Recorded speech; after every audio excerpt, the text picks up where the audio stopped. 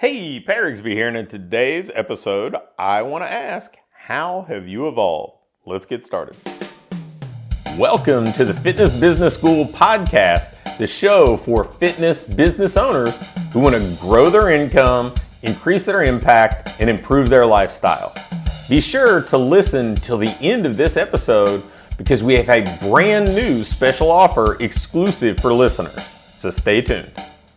We're in the middle of a couple tweaks with one of our programs, and we've just made some upgrades with another. And the number one thing that I think about when we're trying to improve programs or change things or whatever else is trying to pair off the things that aren't helping the people we serve move towards their goals, and only asking people to give their time, attention, resources for things that make a difference, that help.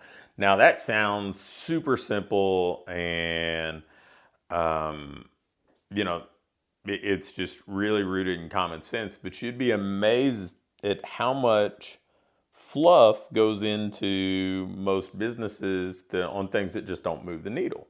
And we find those things periodically, and I'm sure that the case holds true with you. I mean, there was a point where, I wrote like operations manuals for the franchises and some licenses that I was involved in. And what I recognized very quickly was any of these manuals that I put together, people didn't read them because they not only were on average not avid readers, but these things probably read a little bit more like a textbook than anything that might be engaging and maintain their attention. However, people are quick to watch video. So it's, if I'm going to teach something, a lot of times, you probably have to deliver it in the format that the person that you're trying to teach is going to consume.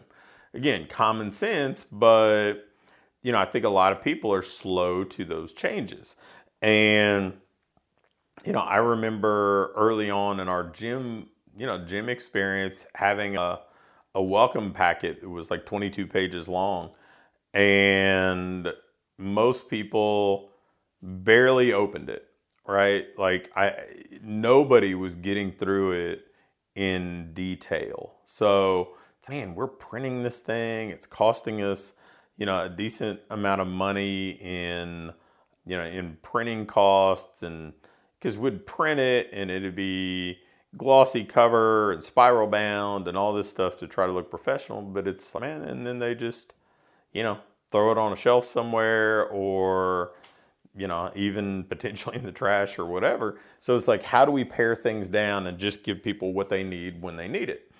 And, I enjoy that kind of continual, this is never done mentality. I think one of the big mistakes business owners make, and why they struggle, and frankly, why most of the people that have kind of competed in the business coaching for fitness professional market that I've encountered in the 18 years that I've done this, 90% of them aren't still in it. There are more now than there have ever been, but most of them have come around in the last 3 or 4 years. And most of the people who were around 10 years ago don't still do it. Most people who are around, almost none of the people who were around 15 years ago still do it. And some of this is just an unwillingness to evolve, an unwillingness to adapt. And when you hear about small businesses failing and everything else, some of this is being undercapitalized. Some of this is, just purely financial, but a lot of this is just not willing to adapt to the market, what the market actually wants, how the market is demanding that they need to be served. And when I say demand, they're demanding it with their money. They're not going to spend it with people who are not providing the things that they want. So for me, I've always kind of seen this as a puzzle to be solved. I think that I'm relatively curious about these things, like how can we do this better? What's next? What are people needing? What are they missing? How has consumer behavior changed? And continually trying to catch up with it, get ahead of it, depending on where we already are. But I would say that businesses that I see in the fitness industry, there are a lot more of them that if I say, give me 3 things that are different about your business than they were 18 months ago, they'd be hard pressed to come up with anything meaningful. Their prices are the same, their fulfillment looks the same, the stuff they're providing to clients in the other 165 looks the same. And, you may think, well, hey, that's okay because I see some of these other businesses that they're the same too. And to an extent, that may be true. But if we look at so many of the businesses that have gone extinct, I mean, whether it be big box retailers or even the malls that a lot of those businesses were anchors for. If we see the Blockbusters of the world, anything like that, not being willing to adapt. I mean, we have these acute kind of rest in peace Blockbuster type of events. And those are the extreme end of it. But then the flip side is the death by 1,000 cuts, right? If you don't evolve and things that helped you get 10 clients a month 3 years ago are now helping you get 6 clients a month, what do we have to do differently? If your retention, if you continue to do things the way that you used to do them and your retention used to be at 97% month over month and now it's at 94, those kind of incremental things change because let's face it, expenses are typically higher than they were 3, 4, 5 years ago for almost all of us, whether it be cost of labor or the amount that we're paying for software or what landlords are commanding for rent. Like, costs have gone up. And so if we're not evolving and adapting, we're not even keeping the same profit margins we might have had then. So the question that I would have for you, or the thing that I would issue to you to learn more about, would be like, where can you evolve? What's next? What's the next thing that you can do to improve? We've even really made this enough of a priority that for our clients, and we've even extended this out to Virtual Fitness Mastermind, which is our membership site that costs $7 a month.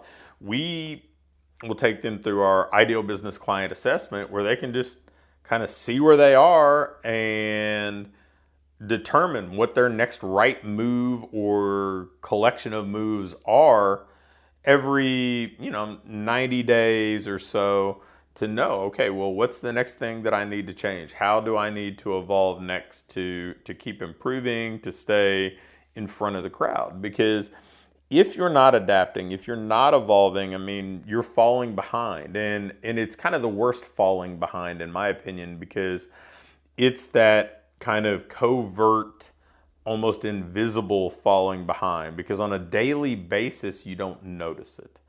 On a daily basis, there is no visible degradation of the business, but it's this small incremental losing ground to the market, losing market share, losing profit. And you look up, and instead of having that business that you always dreamed about, you are behind, and it's not even quite the business that you had 2, 3, 5 years ago. And it shouldn't be that way. If you're going to put in that time, that effort, use it wisely, use it intelligently, and build the business that you want to operate.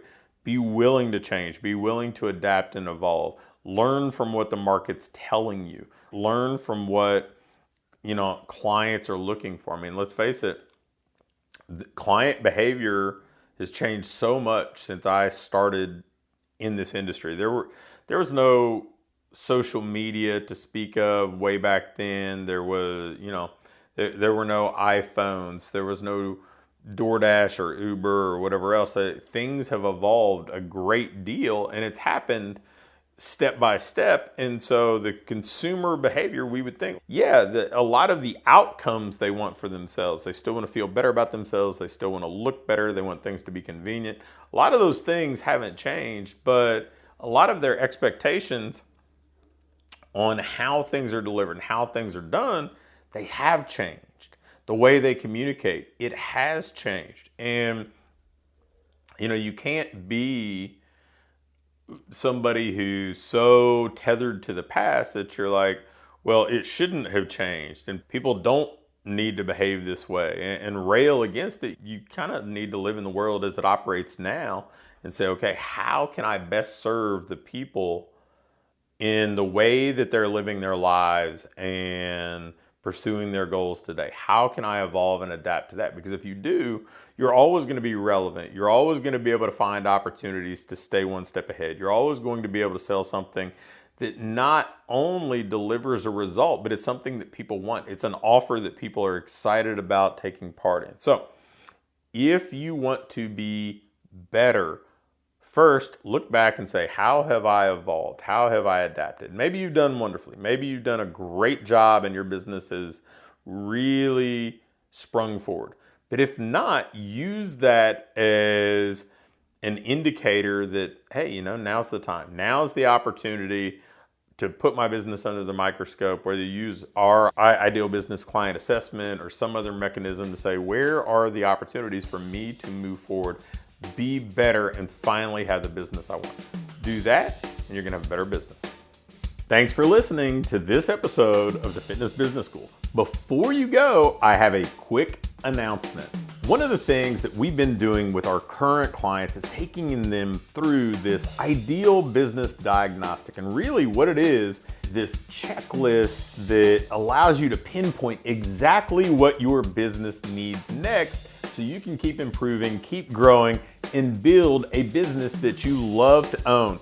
One that pays you well, one that allows you to have the impact you want to have, and one that allows you to have a lifestyle that you truly enjoy. In this diagnostic, we walk through everything and we do an evaluation and can instantly pinpoint what you need to do next to build that business that you want. I'm going to extend this opportunity to get on with either me or my team and take you through this evaluation and fix your business's most vital needs fast. So if we take you through this, you're going to be able to make those vital changes that you need to finally have what I call your ideal business. If you'd be interested in going through this entirely free, risk-free diagnostic with us and learn what you already have in place, what you're doing well, and where your greatest opportunities for rapid improvement are, just shoot me an email with diagnostic in the subject line to pat@patrigsby.com. Again, an email to pat@patrigsby.com with diagnostic in the subject line will get you scheduled and take you through this evaluation to help you build the business you want.